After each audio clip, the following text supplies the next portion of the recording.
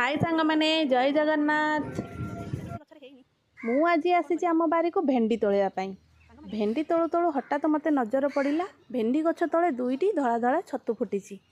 मु भेंडी तोड़ी कौन छतु देखिक मत भारी लोभ लगिला। छतु दुईटी को तोड़ीदेली। प्रकृति आमको अनेक सुंदर उपहार दे थाए जहाँ देखिले आम मन खुशी हो जाए। गाँ परिवेश रे वर्षा दिने एमती गोटे दुईटी छतु बारी घर मानक फुटी थाए। छतु सांग मैंने मोर भारी पसंद। छतु दुईटी को नहीं गली ताकू भल भाव धोई धाई देली। एबे ताकू मु हल्दी पानी रे पकेईदेवी। कौ मानू छतु पसंद लगे कमेंट करंतु। सांग मैंने आपण मैंने बड़ बड़ यूजर मानू सपोर्ट करुचंती, लाइक कमेंट सब्सक्राइब करुचंती।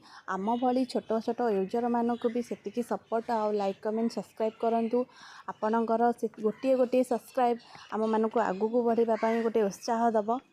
मो को बड़ रेसिपी वीडियो आपण मानू देखौनी। आमर प्रतिदिन घरे जहाँ रोषेई होता है से सब को आमे आपण मानक आगे शेयर करूँ। दयाकोरी वीडियोटा को स्किप करंतुनी, लास्ट टाइम देखंतु आउ आमको सपोर्ट करू थांतु।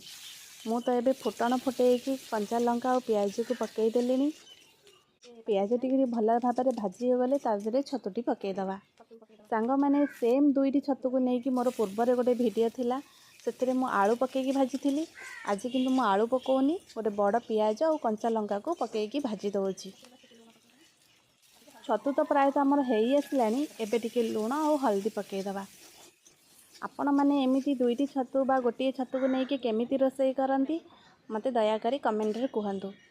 एबे आमर छतु तो हेई आसलानी। मु एबे काढ़ी देली।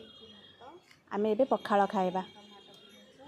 मु एठी नै जाइछि पखाळ, टमाटो, प्याज और बैगण सेका, आलू चटनी, बादाम मंजी, मोर प्रिय छतु भजा आउ सिजा भेंडी, धनिया पत्र, कंचा लंका, रसुण ताकू आमे दलिकी खाइबा।